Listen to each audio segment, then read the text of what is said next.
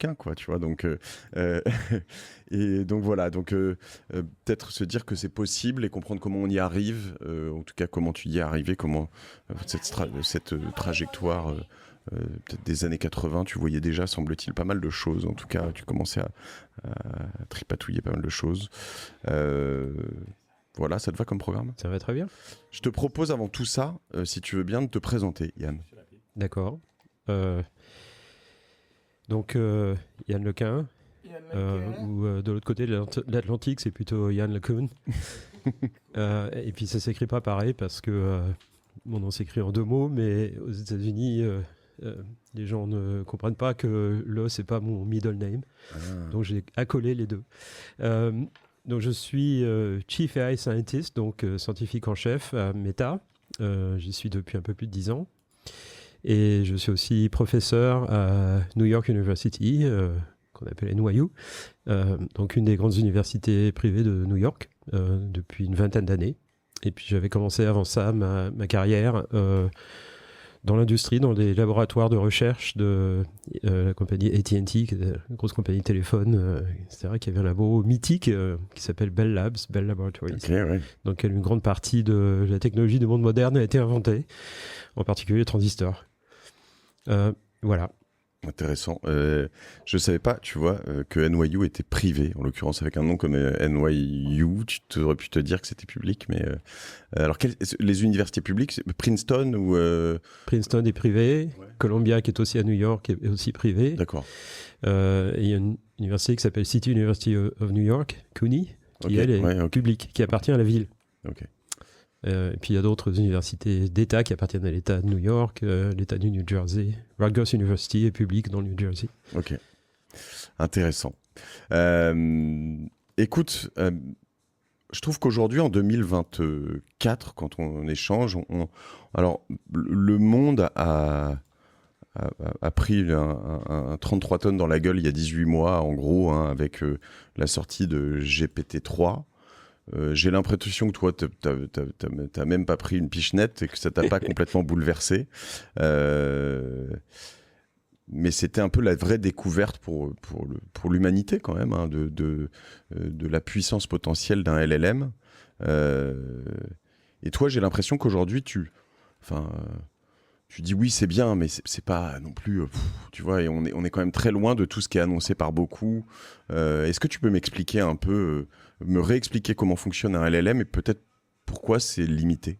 D'accord. Alors la première chose, c'est l'apparition de LLM, disons dans le public, qui a été révélée un petit peu avec ChatGPT à la fin 2022.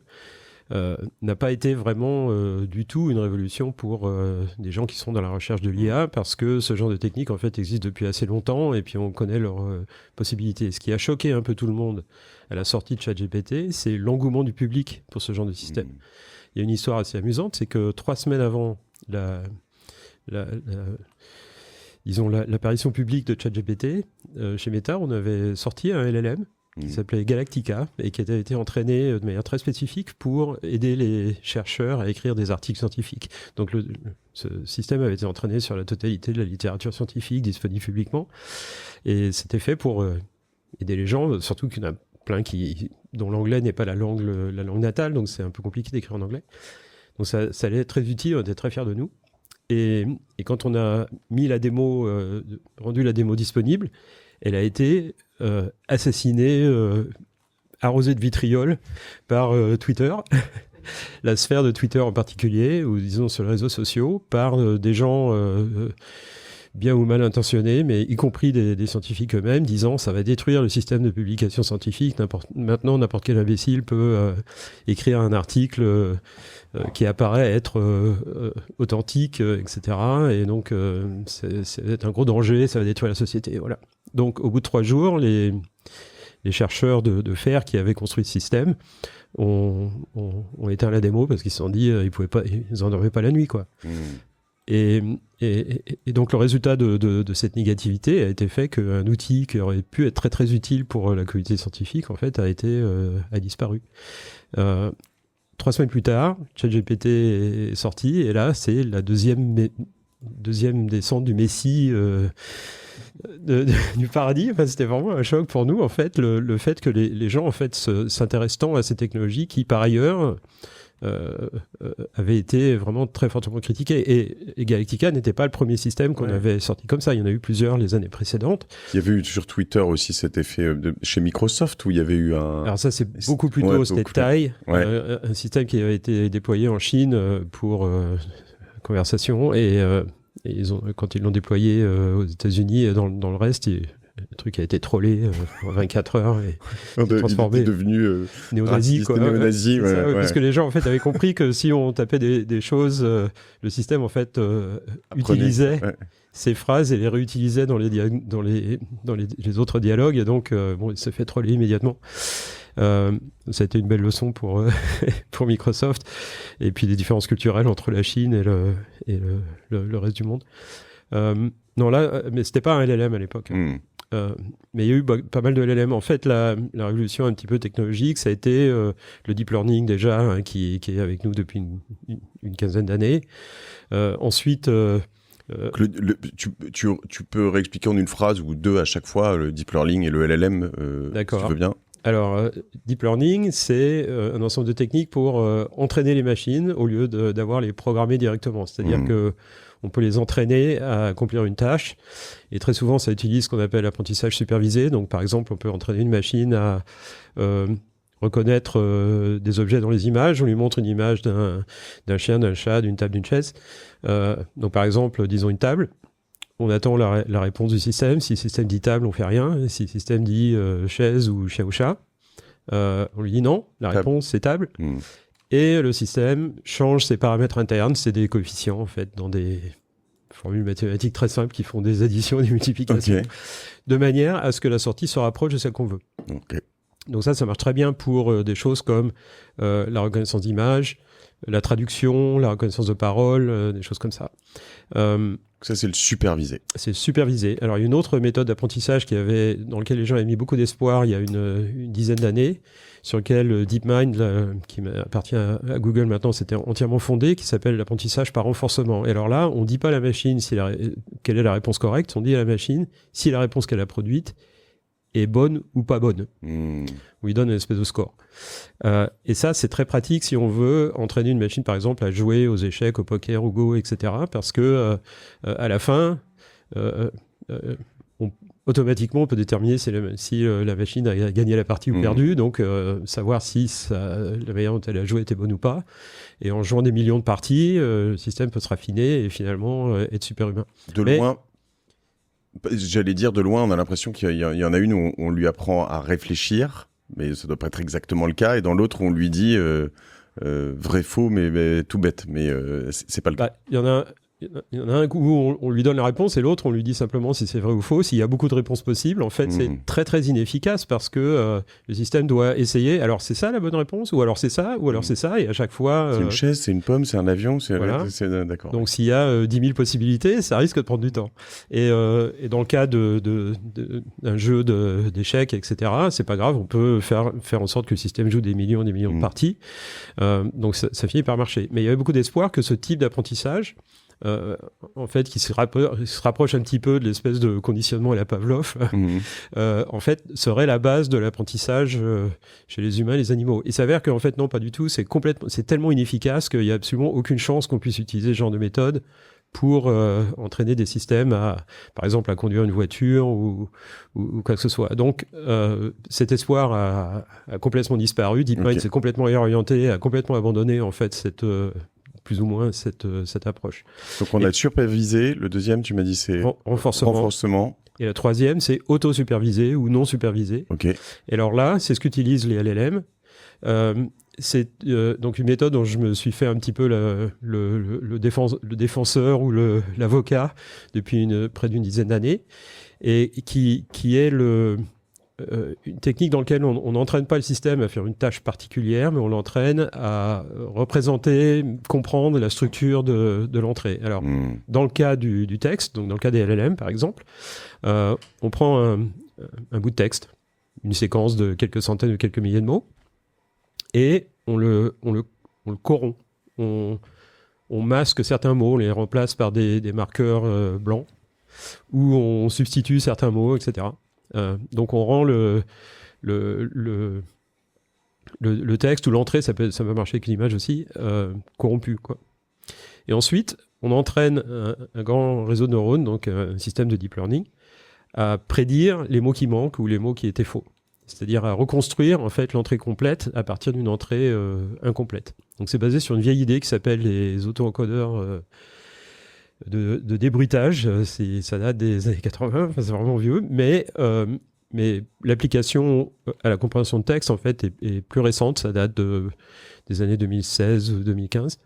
Et en fait, ce faisant, en apprenant à trouver les mots qui manquent, en fait, ce système élabore une représentation du langage, du texte, qui contient la signification, la grammaire, la syntaxe, enfin tout, l'orthographe.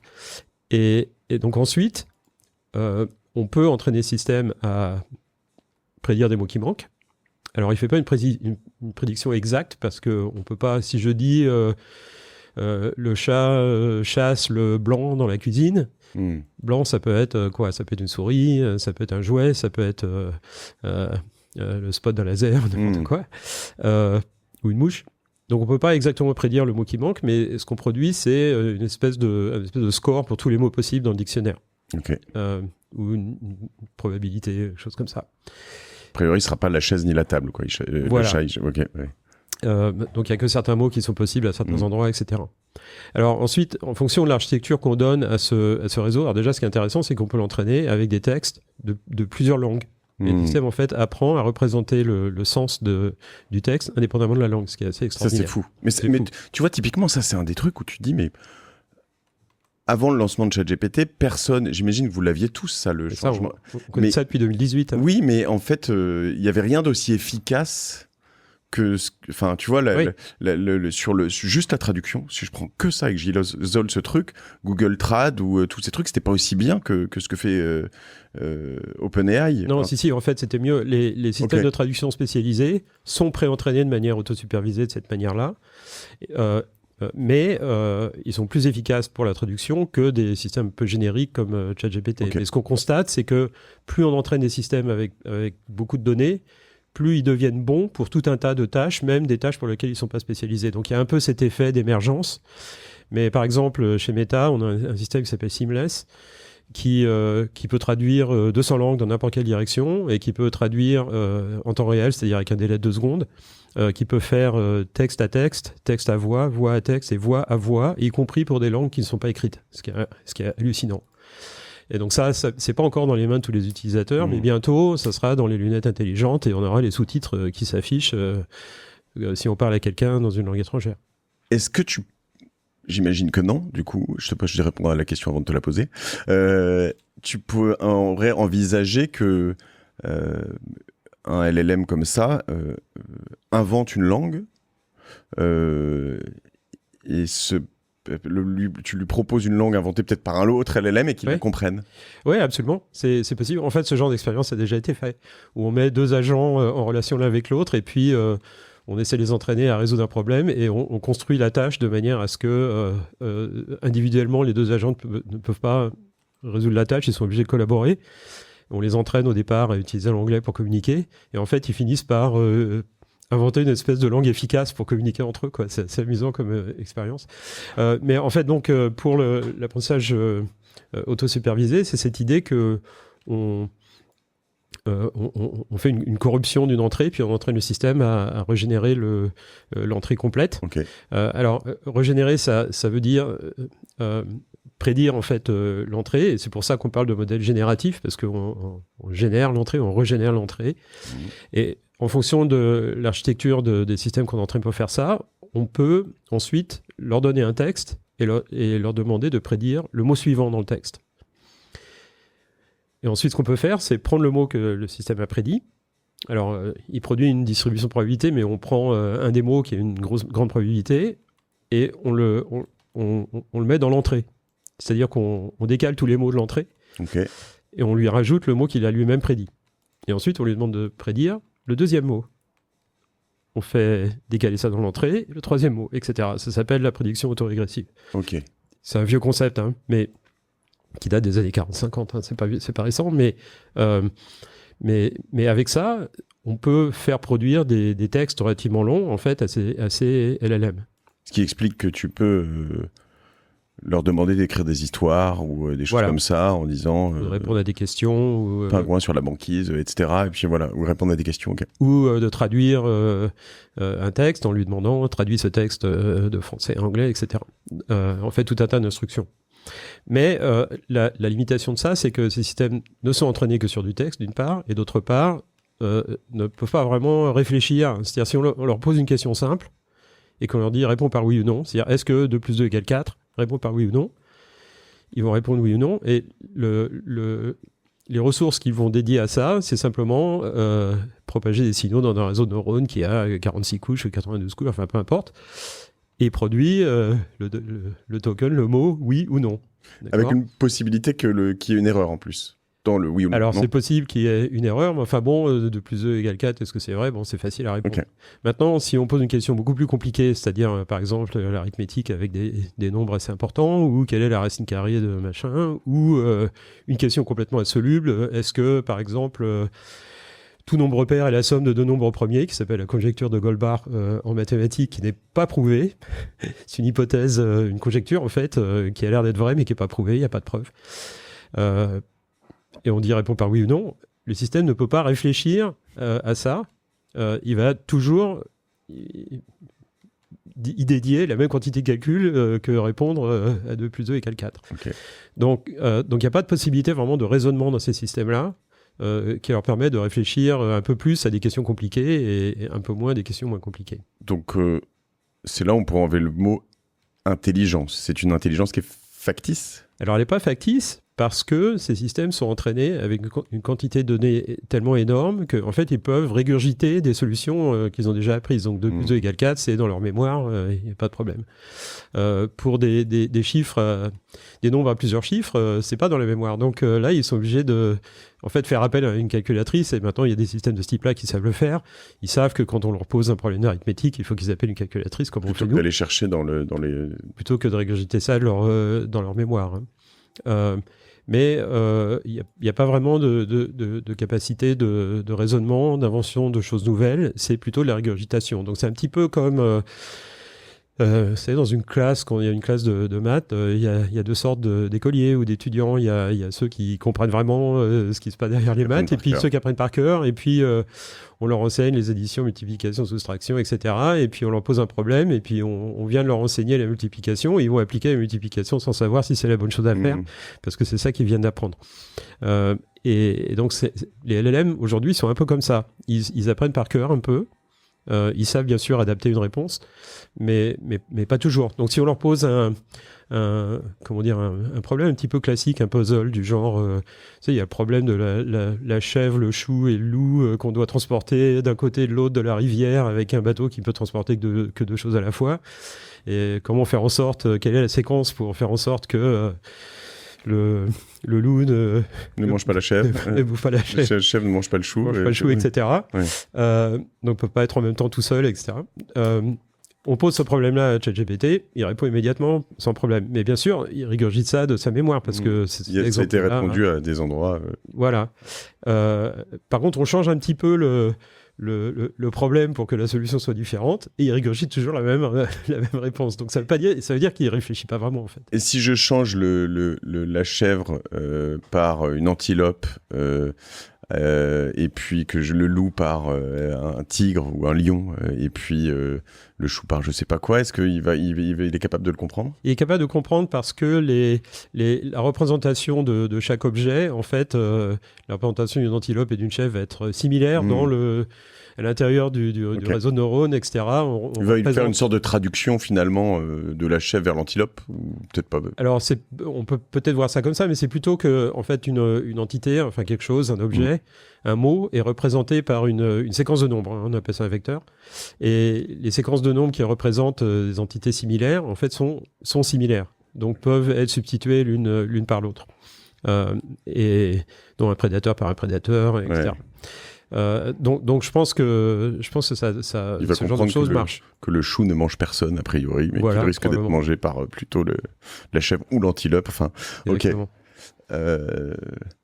Et alors, ce qu'on dit là, c'est que je reviens sur la question d'intelligence. On est plus mémoire versus intelligence quand même dans le LLM finalement. C'est plus régurgitation que raisonnement. Ok. Et pourtant, ça donne de temps en temps un truc, une sensation d'intelligence qui est assez frappante.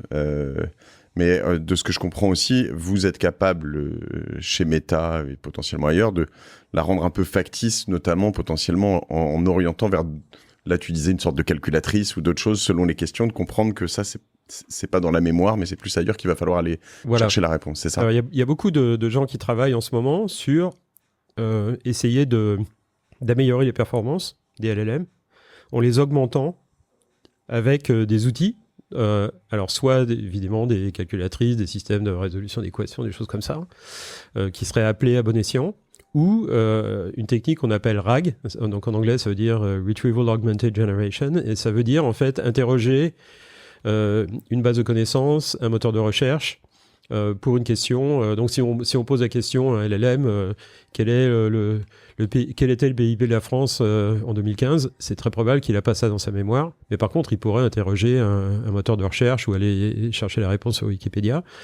Donc des systèmes augmentés, des LLM augmentés, en fait, peuvent interroger un moteur de recherche, insérer la réponse en fait dans le prompt, c'est-à-dire la rajouter à la question qu'a tapé l'utilisateur, et ensuite transformer ça en une réponse en texte lisible. Donc les agents, les assistants virtuels de Meta AI, font ça, en utilisant des moteurs de recherche, des sources d'information, etc. Et ça, c'est très utile. Hein. Mais quand même, ça lève pas complètement les limitations de ces systèmes-là au niveau raisonnement et autres. On a un peu le même problème pour les systèmes qui produisent du code automatiquement. Dans la mesure où c'est du code un petit peu stéréotypé, on peut utiliser une espèce de patron qu'on peut adapter. Le système marche bien, mais pour faire le design d'un système logiciel un peu nouveau, non, il n'y a plus personne. Ouais, et en fait, j'imagine que dès que tu es assez spécialiste dans un truc, tu vois souvent quand même assez vite la limite. Ce que je veux dire, c'est que moi, ce qui me scotche à chaque fois, c'est quand je lui dis est-ce que tu peux je sais pas, je vais lui dire expliquer telle problématique à mes enfants de manière très simple, ou à la manière de Victor Hugo, ou à la manière, c'est toujours waouh, tu prends vraiment une claque. Cependant, quand j'écris, je sais pas, mes newsletters le dimanche, j'ai un raisonnement, j'ai une idée, j'ai envie de quelque chose, c'est pas dingue, quoi. Ouais. Cela dit, ce que j'adore, c'est la manière de penser. Qui est-ce qui m'a dit ça dans un épisode, mais de se dire que c'est la quatrième personne ou la cinquième personne dans un brainstorm, tu vois. Un peu, oui. Et quand tu demandes des idées, tu as toujours un ou deux trucs qui peuvent vraiment changer la donne, quoi. Absolument, oui. Non, ça, c'est dans de la mémoire, en fait. Et c'est ça, en fait, que les gens, dans les techniques d'IA générative, que ce soit pour le texte, l'image, la vidéo, le son, etc., c'est une bonne manière d'avoir un interlocuteur avec qui on peut écouter, qui peut suggérer des idées ou inspirer, en fait. Donc ça, c'est très utile. Effectivement, on est un petit peu hypnotisé par le fait que ces systèmes manipulent la langue de manière très claire. On s'imagine que manipuler la langue, nécessairement, ça nécessite de l'intelligence, mais en fait, c'est faux. C'est-à-dire que finalement, manipuler la langue, c'est simple. Et la raison pour laquelle c'est simple, c'est que la langue est composée d'entités discrètes des mots. Il n'y a qu'un nombre fini de mots dans le dictionnaire. En plus, dans les LLM, on réduit ça à ce qu'on appelle des tokens, qui sont des sous-mots, en fait. Il y en a typiquement dans un LLM 30 000 possibles, ou quelque chose comme ça, 100 000 possibles. C'est utile pour des langues comme l'allemand, où on peut construire des mots en accolant des mots les uns aux autres, hein, donc il faut pouvoir les décomposer. J'imagine tous les synonymes en français aussi que tu as, en fait, il y a des... Ouais, mais ça, si tu fais ça automatiquement, parce qu'il sait que les synonymes apparaissent dans des contextes similaires, donc il va automatiquement pouvoir faire ça. Mais on est hypnotisé par le fait que, à cause du fait que ce système manipule la langue et que les seules entités avec lesquelles on est habitué qui peuvent manipuler la langue sont d'autres humains intelligents, on a l'impression qu'ils sont intelligents. Mais il ne faut pas se leurrer, c'est faux. Donc en fait, tu dis que toutes ces personnes qui paraissaient très intelligents en utilisant des grands mots étaient en fait potentiellement des idiots, quoi. Il y a de ça aussi, c'est pas exclu. Des gens qui sont habitués à faire des arguments plutôt grandiloquents en utilisant la rhétorique et des mots savants plutôt que en fait en discutant sur la substance. Ouais, c'est peut-être une division. C'est un peu un cliché, mais entre les scientifiques des sciences dures qui essaient de pas trop s'embarrasser de rhétorique et plutôt discuter de la substance, et puis les gens dont le métier est d'argumenter. Donc si je lis, merci pour ces explications, Yann, déjà, c'est très clair, et j'avais pas exactement tout. J'avais compris un certain nombre de choses là-dedans, mais pas tout, notamment le régressif, autorégressif et puis aussi le supervisé non supervisé ou auto-supervisé, ça c'est aussi intéressant. Quand je t'écoute, donc je comprends ce que tu peux dire par moment ailleurs, c'est que j'aimerais bien t'entendre le redire par tes mots, mais tu prends 2 exemples sur un enfant de 0 à 6 mois ou un exemple sur le permis de conduire qui sont, je trouve, assez passionnants. C'est de dire qu'en fait, il manque des choses pour réussir dans la structure même, l'architecture même du LLM. Oui. On peut pas faire plein de choses. Donc on est encore très loin, en tout cas au moins là-dessus, de l'intelligence artificielle générale qui est prédite par beaucoup pour demain, dans 3 ans, on ne sait pas. En tout cas, là, c'est pas du tout la bonne voie. Ça veut pas dire que c'est une mauvaise voie, ça sert à d'autres choses. C'est pas la bonne voie. C'est utile, mais c'est sur l'autoroute qui nous mène à l'intelligence de niveau humain. J'aime pas beaucoup la phrase intelligence générale, parce que l'intelligence humaine est très spécialisée en fait. Ouais. Mais disons sur la voie qui va nous mener à ça, les LLM, c'est un peu une bretelle de sortie. C'est-à-dire que c'est très utile, il faut développer ces technologies, ça sert à plein de choses, mais c'est pas le secret final, l'ingrédient qui nous manquait pour atteindre l'intelligence humaine. Et la raison de ça est multiple. Mais on peut se poser la question, pourquoi on a des systèmes comme ça qui puissent produire du texte dans le style Victor Hugo, ou même passer l'examen du barreau, mais pourquoi on n'a pas de voitures autonomes qui se conduisent tout seules niveau 5 sans intervention humaine? Pourquoi on n'a pas de robots domestiques qui puissent faire tous les travaux ménagers, débarrasser la table, remplir le lave-vaisselle, etc. La cuisine. Faire la cuisine. Alors, il s'avère que composer avec le monde physique, comprendre le monde physique est beaucoup plus compliqué que comprendre la langue. Alors ça, c'est très surprenant pour les humains parce qu'on a l'impression que la manipulation de la langue, c'est ça qui requiert l'intelligence de niveau humain. Mais en fait, non, la langue, c'est facile, c'est simple à modéliser avec les LLM. Comprendre le monde physique, c'est beaucoup plus compliqué. Et c'est pour ça qu'on peut se poser la question de savoir, le défi de la décennie qui vient dans la recherche en IA, c'est des systèmes qui puissent comprendre le monde physique, qui aient une mémoire persistante, c'est-à-dire un peu comme les humains, on a un truc spécial dans le cerveau qui s'appelle l'hippocampe, qui sert la mémoire à court terme et à long terme, mémoire factuelle, etc., mémoire épisodique, mémoire de travail. Si on n'a pas d'hippocampe, on peut pas se rappeler de choses pendant plus de à peu près 90 secondes. Y a des gens comme ça qui ont eu des accidents vasculaires cérébraux, des choses ou des problèmes de hippocampe. Ils se rappellent pas de choses d'une minute à l'autre ou d'une heure à l'autre. Et des systèmes qui sont capables de raisonner, donc de penser en passant du temps et de l'énergie à un problème particulier, et des systèmes capables de planifier. Alors, on a l'impression que ces 4 capacités, compréhension du monde, mémoire persistante, raisonnement et planification, sont quand même des composants essentiels de l'intelligence. Les LLM en sont essentiellement incapables aujourd'hui. Donc, on n'est pas du tout prêt à reproduire non seulement l'intelligence humaine, mais même l'intelligence des animaux. C'est-à-dire, un chat de gouttière est très, très capable de comprendre le monde physique, a une mémoire persistante, peut certainement planifier et dans une certaine mesure raisonner aussi. Donc comment faire ça ? Pas lire.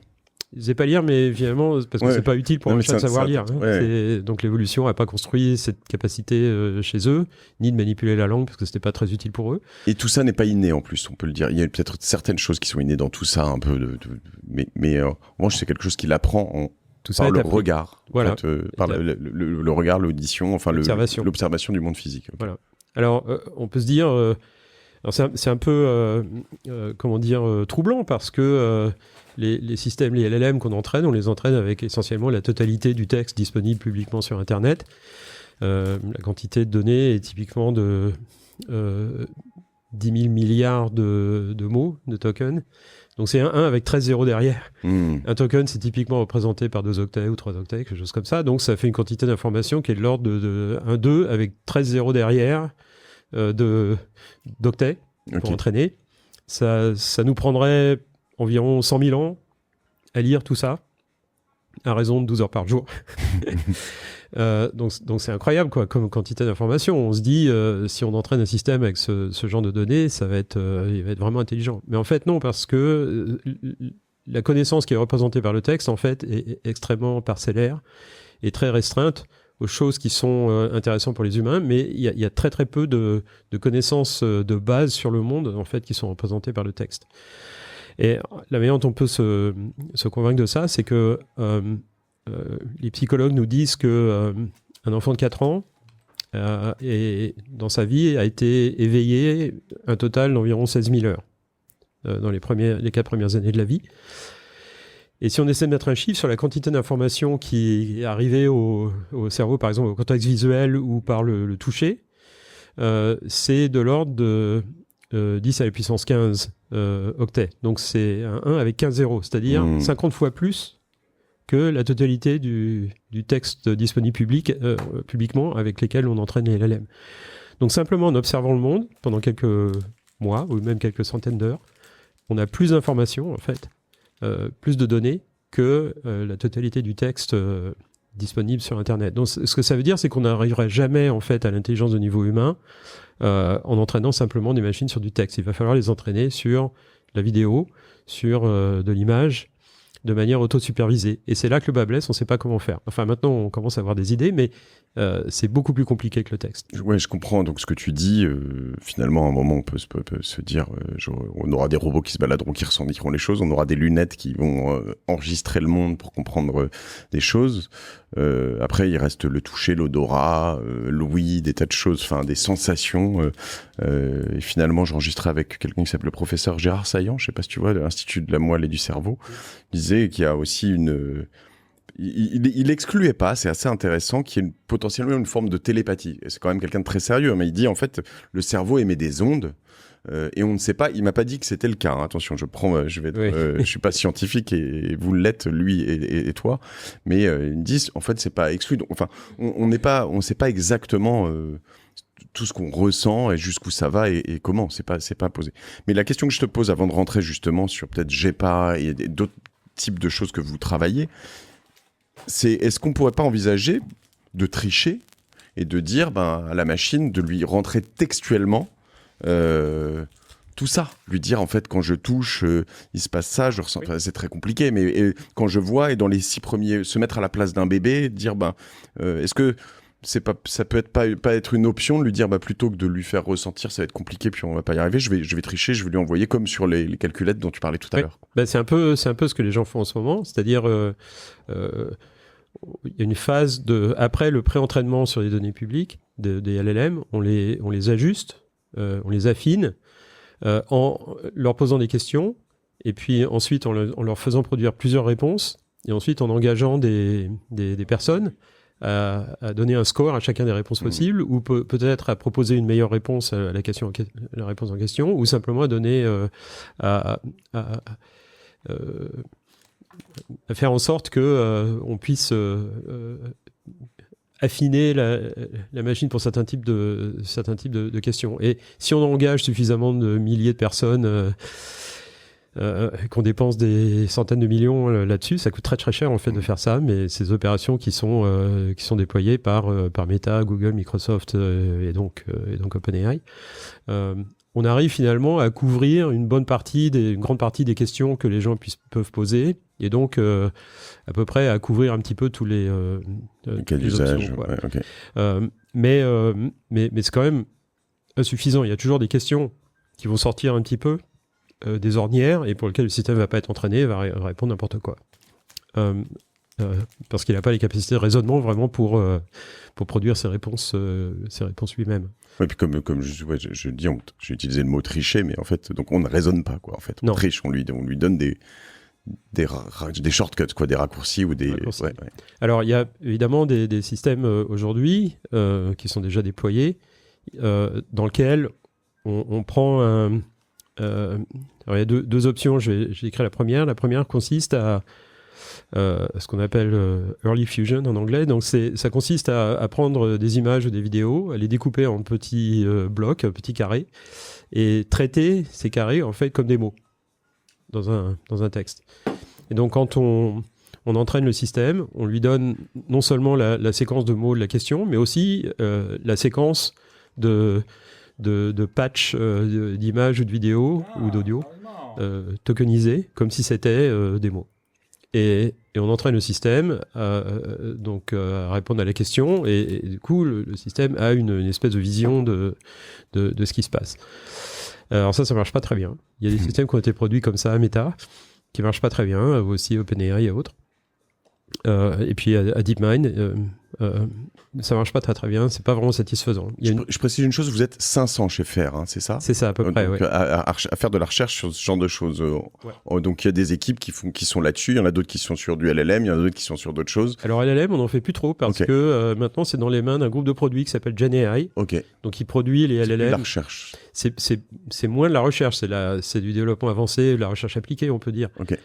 Mais ça fait partie d'un groupe de produits qui produit MetaAI, qui est le système d'IA, et puis aussi les systèmes de génération d'images et de vidéos. Pour se rendre compte du nombre de personnes qui vont dire on arrête, on n'en fait plus, voilà. Voir un peu qui fait quoi et comment, c'est pas juste 12 personnes. Non, donc il y a à peu près un an, un peu plus d'un an et demi, l'organisation de GenAI a été créée au début 2023, et le noyau dur de R&D Engineering de GenAI, en fait, c'était une soixantaine de gens de FAIR qui ont été déplacés dans cette organisation pour un peu amorcer la pompe. Et puis ensuite, GenAI a cru, donc maintenant c'est une très grosse organisation avec plus de 1000 personnes. On peut se dire qu'il y a quand même une petite réaction au succès d'OpenAI, si on est en janvier 2023. Alors, la surprise n'a pas été technique, c'est-à-dire qu'on n'a pas été surpris trop par les performances du système, parce qu'on avait des systèmes un petit peu similaires. Mais par contre, ce qui a surpris tout le monde, c'est l'enthousiasme et l'engouement du public pour ça, et le fait que pourrait y avoir un marché, enfin quelque chose à déployer qui serait utile aux gens, des assistants. Et on prenait notre temps un petit peu parce que justement à cause de l'histoire de Galactica où on s'était fait arroser de vitriol, on s'est dit bon, faut peut-être faire un petit peu attention. Google était un petit peu dans la même situation, on n'avait pas vraiment besoin de ça pour justifier la recherche en IA parce que Facebook est financé par la pub, etc. Donc il n'y a pas une grosse pression pour générer des revenus à partir de ça. Alors que OpenAI avait une grosse motivation pour le faire parce que c'est leur seul moyen de gagner de l'argent. Voilà. Donc c'est pour ça qu'ils ont été les premiers. Hein. C'est pas vraiment une avance technologique. Ils en avaient peut-être une petite, mais qui n'était pas. Enfin, personne n'est en avance de qui que ce soit depuis 3 mois. Hein. C'est. Il n'y a pas vraiment de secret. Et puis tous les gens qui travaillent là-dedans se connaissent tous. La moitié des dirigeants de DeepMind sont des anciens étudiants à moi. J'ai pas mal d'anciens postdocs et de collègues à OpenAI. Enfin, tout ça circule. Hein, donc, il n'y a pas vraiment de recettes secrètes que personne ne connaît. Ça ne dure jamais très longtemps. Hein. Mais donc, ce qui a surpris, c'était effectivement l'engouement du public et le fait qu'il y ait peut-être un marché à déployer. Donc, ça a suscité effectivement la création de l'organisation Gemini chez Google, GenAI chez Meta. Mais en fait, le résultat de ça, c'est que maintenant que GenAI peut se concentrer sur le développement de produits à base de LLM et d'IA générative, FAIR s'est focalisé en fait sur la recherche à long terme. Quelle est la prochaine génération de systèmes d'IA capables de comprendre le monde, de raisonner, planifier, etc. C'est intéressant ce que tu dis parce que ça veut dire que pour FAIR, en fait, je caricature évidemment, mais En fait, le LLM c'est plié, quoi. Maintenant, c'est parti dans une équipe produit, c'est plus de la recherche. Un peu, oui. Et maintenant, nous, on va se concentrer sur autre chose, quoi. Voilà. Donc, Okay. ce que je dis J'étais pas prêt à cette. Ce que je dis aux étudiants maintenant, quand ils posent la question, qui veulent, je sais pas, démarrer un doctorat ou s'intéressent à l'IA et de faire la recherche en IA, je leur dis, ne travaillez pas sur les LLM. C'est le passé. C'est le passé, d'une part, et d'autre part, c'est complètement dominé par l'industrie. Si vous n'avez pas accès à 10 000 GPU, vous n'allez jamais pouvoir faire quoi que ce soit d'utile. Si vous voulez rivaliser avec ça, même dans une start-up, il va falloir vous lever comme Mistral 500 millions ou 1 milliard parce que vous allez dépenser tout votre budget en calcul. De calcul. Ouais. Exactement. On achète chez Nvidia. Voilà, ou en location. Ou en cloud, voilà. En cloud, ouais. Et vous allez faire face à Meta qui a 300 000 GPU, à Microsoft qu'on a acheté une quantité similaire, et puis à Google qui a son propre hardware, le TPU. Donc ça va être difficile. Il faut vraiment que vous soyez vraiment sûr que vous êtes supérieur au niveau intellectuel pour rivaliser là-dedans. C'est un peu compliqué. Mais donc, essayez de travailler plutôt sur des nouveaux concepts.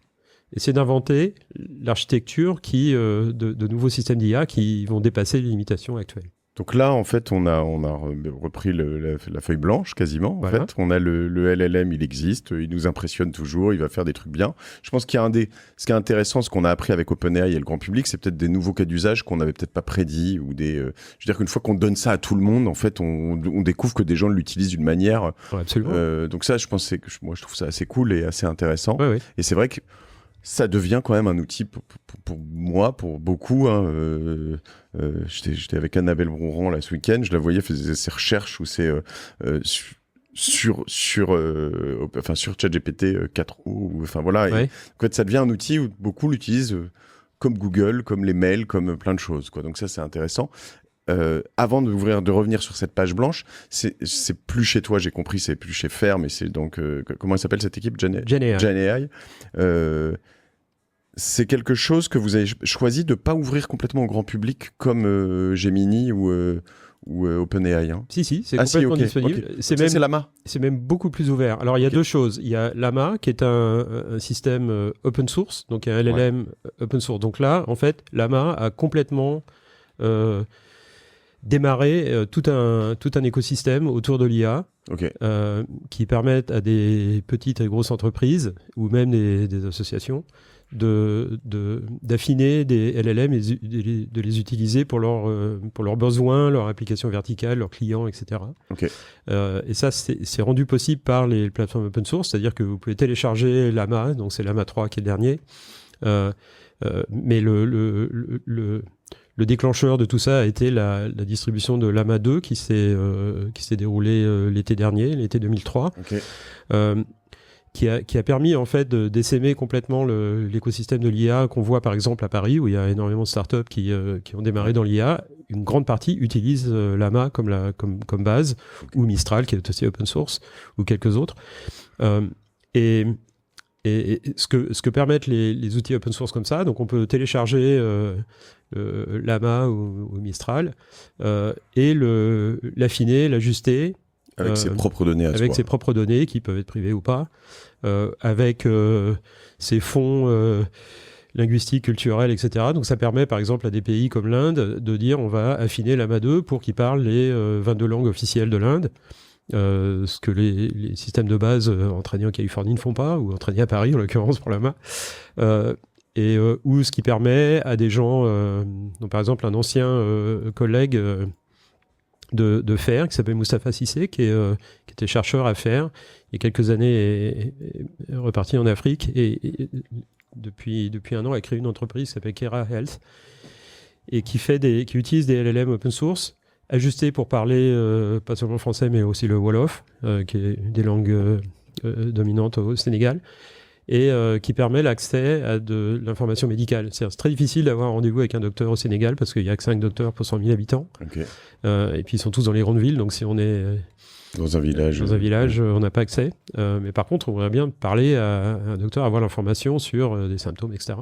Donc on peut parler à un LLM comme ça qui a été réentraîner pour parler le Wolof et donner l'information médicale. Sachant que là-dessus, souvent les grands Américains évitent de faire ce genre de choses parce qu'ils ont peur des responsabilités qu'on prend légales sur ouh là là, je veux pas te faire un diagnostic parce que sinon. Exactement. Mais donc c'est pas quelque chose que Meta ferait, mais par contre, si tu le fais toi-même, c'est ton problème. Voilà, avoir ces moteurs open source disponibles en fait permet à tous ces gens d'être très inventifs sur les utilisations des LLM. Même chose en France, hein, il y a tout un tas d'entreprises qui utilisent ces LLM open source. Donc ça, c'est très différent. Par biais d'API, hein. Là-dessus, on n'est pas forcément sur quelque chose qu'on utilise Llama comme OpenAI. Non, alors Llama, c'est pour des gens qui sont dans le développement d'applications, les développeurs, les chercheurs, etc. Et au-dessus de ça, il y a un produit développé par GenAI, donc à Meta, qui s'appelle MetaAI, et qui est donc un agent intelligent avec qui on peut dialoguer à travers WhatsApp, Messenger ou Facebook, ou même Instagram. D'accord. Et c'est disponible si on va sur WhatsApp, je peux l'ajouter et puis parler avec lui comme sur ChatGPT. Exactement. Par exemple. Okay. Et sur Facebook, c'est même plus amusant. Il y a des personnalités différentes en fait de ce LLM. Donc, par exemple, il y a un Dungeon Master, si on veut jouer à Donjons et Dragons, qui est personnifié par Snoop Dogg. Pourquoi Snoop Dogg, je ne sais pas. Mais donc c'est un LLM qui a été cool, ça suffit en fait. Voilà, qui est basé sur Llama 2, qui a été affiné pour être expert en Donjons et Dragons. Extra.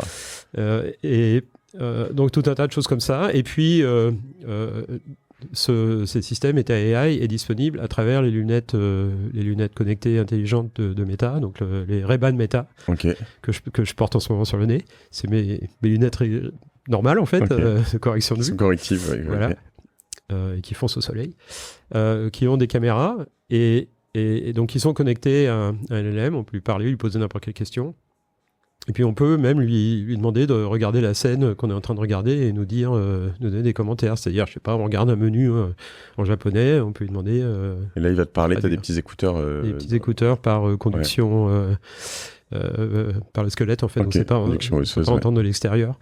On peut jouer de la musique, etc. Trop bien. Et à terme, d'ici un an ou deux, il y aura des lunettes de ce type-là avec un afficheur dans les lunettes qui permettra par exemple en temps réel de produire des sous-titres.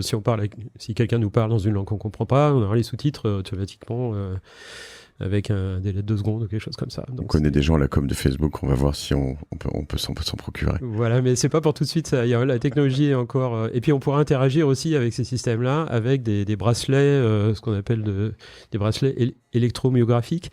Donc ça veut dire que c'est des bracelets qu'on porte sur les poignets, comme des bracelets normaux, qui ont des capteurs électriques qui capturent les courants électriques produits par les nerfs pour commander les muscles. Les muscles de la main ne sont pas dans la main, ils sont dans le bras. Et donc, avec ça, on peut inférer la position de la main. Et donc, on peut, en bougeant le pouce sur l'index, bouger un pointeur, par exemple, comme une souris, et puis cliquer. Et même, on peut taper au clavier avec les mains dans les poches. Donc, ça permettra un nouveau type d'interaction, en fait, avec les systèmes. Et à terme, toutes les interactions de tout un chacun avec le monde numérique se feront par l'intermédiaire d'un agent intelligent. C'est ce que fait... du coup, ça me fait penser à Apple et son casque, là. Quand tu cliques ou que tu fais ces choses-là, c'est assez impressionnant quand tu l'essayes. Tu l'as essayé, non? Ou je sais pas. Non, mais ça, il a chassé Meta depuis 2 ans. Hein, c'est Meta Quest 3. Apple, pas le chauffer, Yann Lequin. Apple essaie de grignoter, de rattraper leur retard. Et ils sortent un truc, d'abord, qui est moins bon et qui est 7 fois plus cher. Donc non, je suis pas impressionné du tout. Pas du tout. Comment il s'appelle évidemment, vous faites ça depuis assez longtemps sur le Quest 3, c'est le dernier. Et puis il y a eu le Quest Pro avant, et puis le Quest 2, bien sûr, etc. Mais le Quest 3 est vraiment impressionnant, au niveau réalité virtuelle, réalité mixte. Et effectivement, interaction, on n'a pas besoin de manette, on peut simplement avoir les mains, le système infère la position des mains. Extra. On trouve pas encore son marché là-dessus, mais ça se trouve, il y a un OpenAI qui va débarquer, qui va trouver votre marché avant vous. Mais bon, tout le monde en profite derrière, finalement. Le PS3 est disponible, hein, ça coûte 400 €, je sais pas quoi. Ouais, on va essayer ça. Les lunettes intelligentes, c'est 300 €. Alors, la connexion avec Meta AI, le système, le LLM intelligent, n'est pas encore disponible en France ou en Europe. Pour l'instant, c'était déployé, je crois, aux États-Unis, dans quelques pays anglophones, mais il y a des questions de régulation, en fait. Pour le déploiement, on est obligé de s'assurer qu'on respecte la législation en vigueur en Europe. Ouais. C'est peut-être chose de la vie privée. En fait, c'est vrai que quoi qu'il arrive, tu te dis, quand j'ai un bracelet, des lunettes et quelque chose avec un géant américain, je vais pas te faire rentrer là-dedans, mais tu peux avoir une petite angoisse et te dire... on a ça avec les téléphones portables, oui, déjà, bien sûr, les smartphones sont connectés. Mais on a beaucoup de gens ont déjà ces angoisses, voilà. D'ailleurs. Mais, Google ou Apple savent à chaque seconde exactement où on est par GPS. Enfin bon, c'est pas nouveau. Hein. C'est vrai. Et d'ailleurs, beaucoup des services, pas que Google et Apple, les gens qui ont des applis, si tu as autorisé, ton plein dedans. Avant de revenir sur cette feuille blanche, j'ai une question pour un dev qui n'est pas un chercheur, qui fait du dev, je sais pas moi, sur du front, du back, qui voudrait en fait se mettre à fond, mais déjà un peu, pour utiliser Llama 2, Llama 3 et faire des tas de trucs de ouf. Qu'est-ce qu'on lui recommande de faire? Comment il apprend? Est-ce qu'il faut faire un MOOC NYU? Est-ce qu'il y a des ressources chez vous? Comment est-ce que ça s'apprend tout seul sur YouTube? Qu'est-ce qu'il faut faire? Alors, si on veut apprendre vraiment les bases du deep learning, par exemple, il y a tout un tas de cours disponibles gratuitement en ligne, y compris mon cours de deep learning à NYU. Il y a la version 2020-2021. La version 2020, je crois, a été traduite en 13 langues, donc c'est même disponible en français. C'est pas périmé. C'est pas périmé. Enfin bon, il y a peut-être un peu moins sur les transformers et les LLM que les dernières versions, mais bon, sinon, il y a des blogs ou des publications séparées qui expliquent vraiment bien ce que c'est. C'est très accessible sur comment fonctionnent le deep learning, la rétropropagation de gradient, les transformers, les LLM, etc. Donc beaucoup de choses qui sont disponibles. Ensuite, il y a des bibliothèques logicielles qu'on peut utiliser qui sont relativement faciles à utiliser, dont on n'a pas vraiment besoin de comprendre tous les détails pour arriver à les utiliser, sous PyTorch. Donc PyTorch est un outil de développement de deep learning qui a été produit par Meta, qui est maintenant... qui n'appartient plus à Meta. Meta a transféré en fait la propriété à la fondation Linux, donc c'est vraiment un projet communautaire. Et c'est universellement utilisé, excepté par quelques personnes à Google qui utilisent leur truc.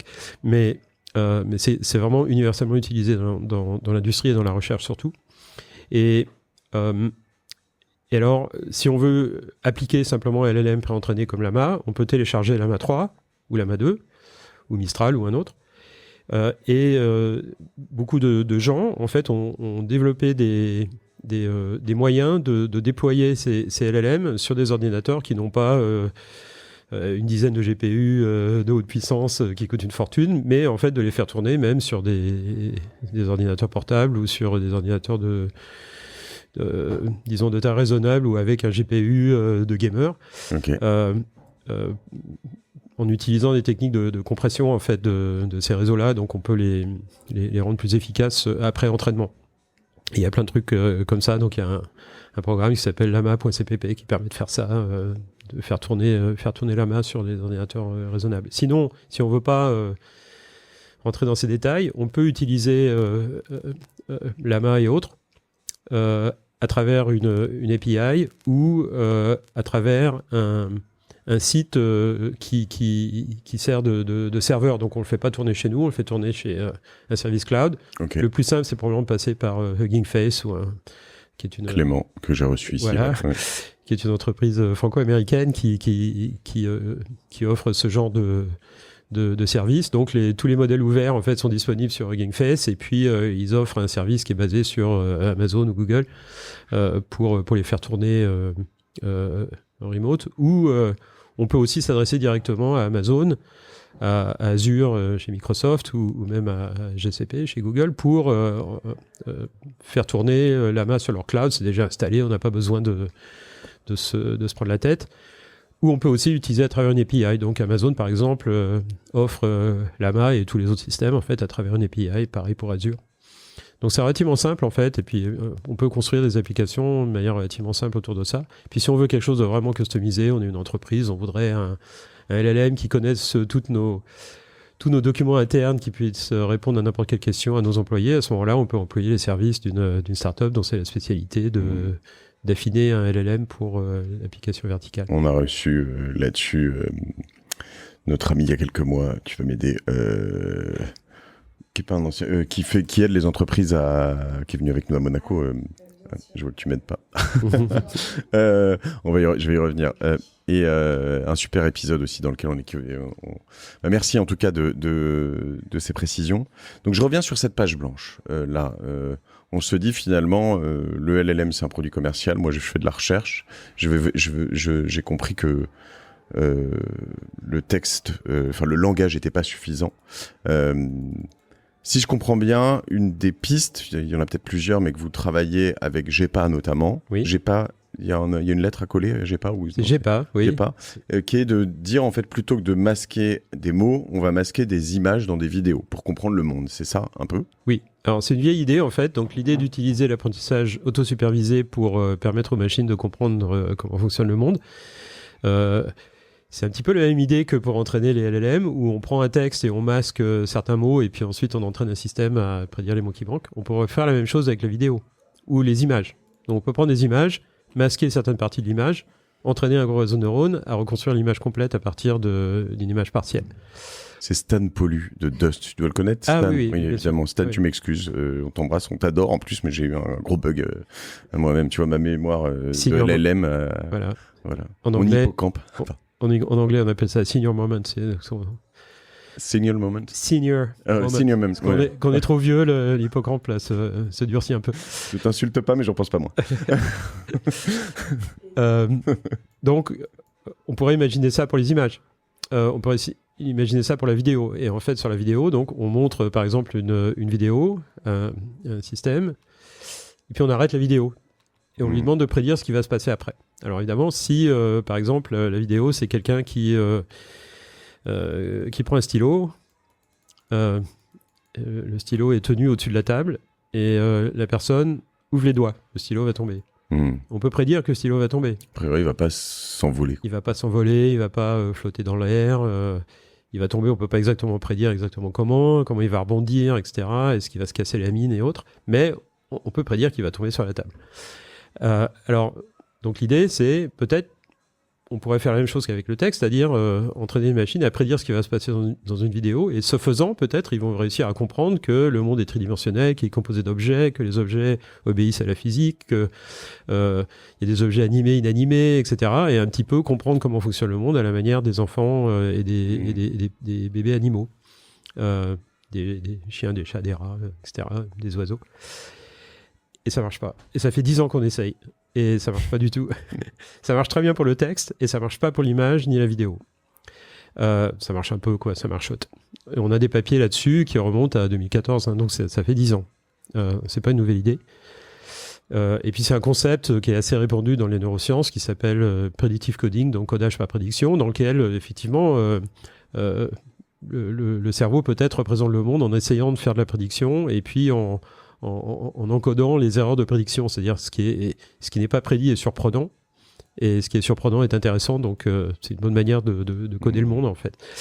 Donc ces concepts sont très anciens, mais on n'a pas réussi à les faire marcher, et on ne peut pas les faire marcher avec des architectures génératives, c'est-à-dire que ce qu'on fait pour le texte, c'est-à-dire prédire un mot, le prochain mot dans un texte ou les prochains mots dans un texte, on peut le faire parce que le texte c'est simple, et parce que c'est discret, et parce qu'il n'y a qu'un nombre fini de possibilités d'un mot. Que la phrase que j'utilisais précédemment, le chat pourchasse le blanc dans la cuisine, il n'y a que quelques mots qui sont possibles là-dedans, et on peut produire un vecteur de probabilité qui dit probablement une souris, un spot laser, un jouet, etc.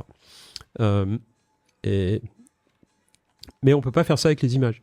C'est-à-dire, si je montre une vidéo et je demande à un système prédit ce qui va se passer dans une seconde, donne-moi une image qui représente ce qui s'est passé dans une seconde.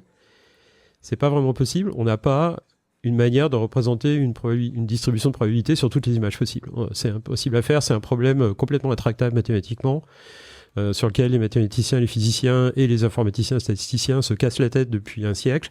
Donc c'est pas possible. On ne sait pas le faire.